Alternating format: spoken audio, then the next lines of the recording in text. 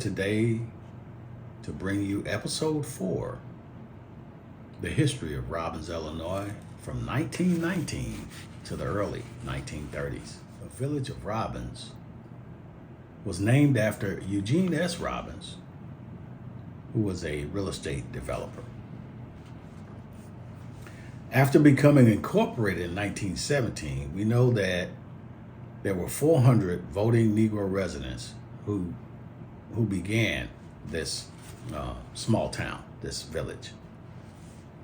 Others moved there to escape urban challenges and enjoy a more rural lifestyle. They were seeking land ownership and freedom from racial discrimination in the city. Robbins soon became a popular destination for Black Chicagoans, especially on the weekends, due to its picnic grounds and nightclubs.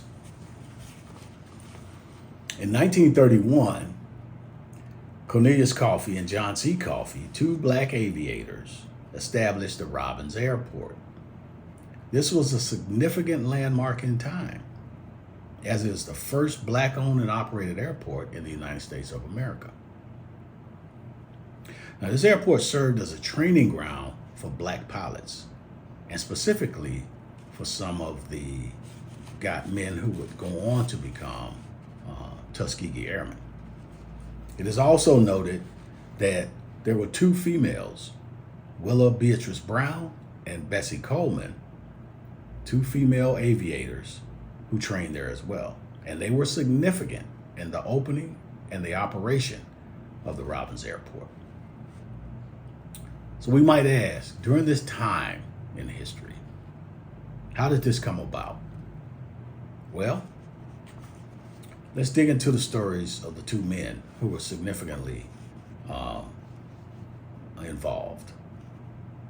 John C. Robinson, despite his success as a mechanic, Mr. Robinson began searching for means to take to the air. He wanted to fly. He was eventually directed to a small field where he met Robert Williamson and a man named Percy. And he earned his first flight in Robert's Waco 9 aircraft after fixing the engine on Percy's Curtiss JN-4 Delta. Now, Robinson was so determined after this to get back in the air that he saw his next best chance to do so was in Chicago, Illinois.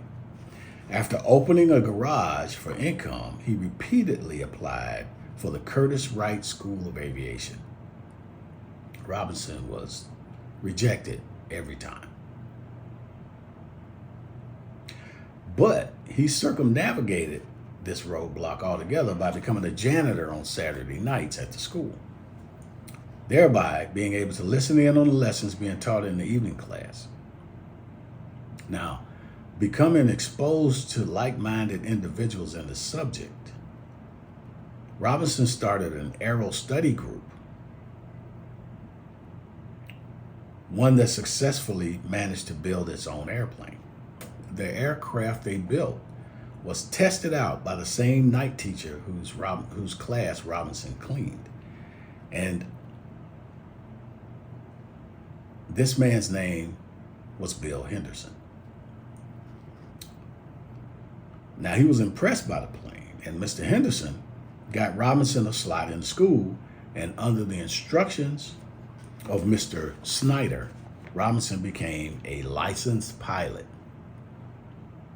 And before long, Robinson convinced the school to allow his peers from the aero study group to enroll and become pilots as well.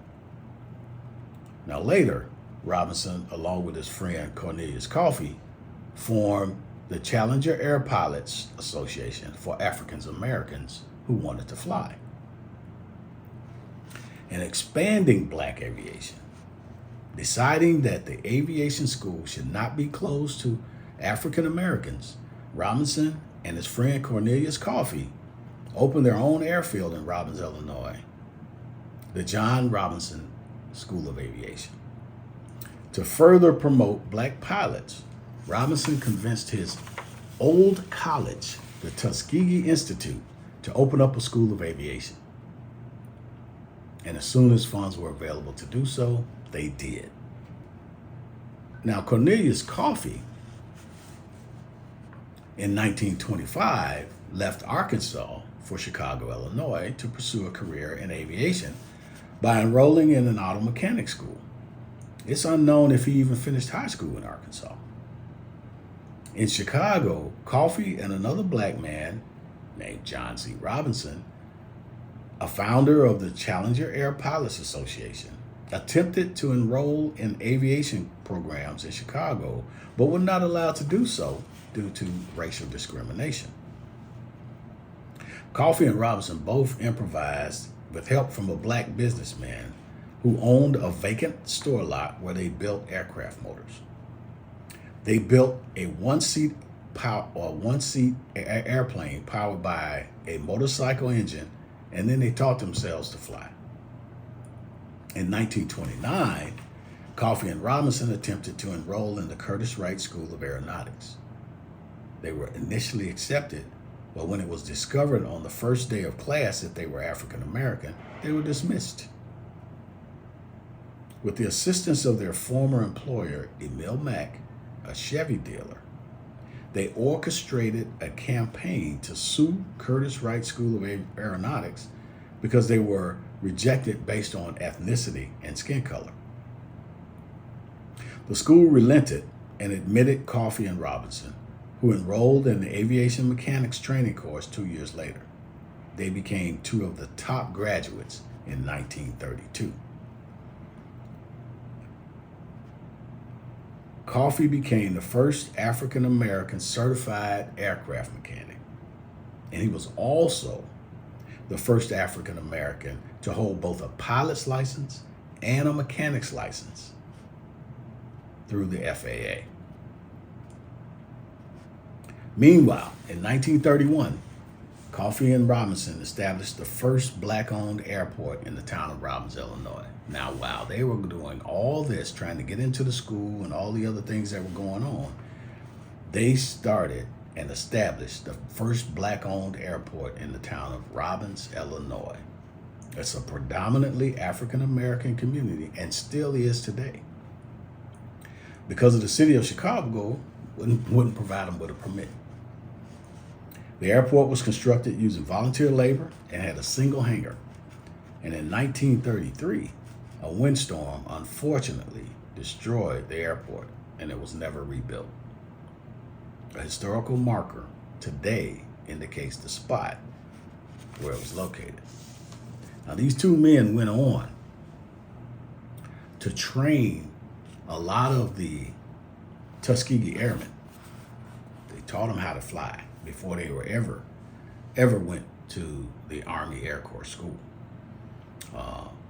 So, this was important. And that's all I have for you today.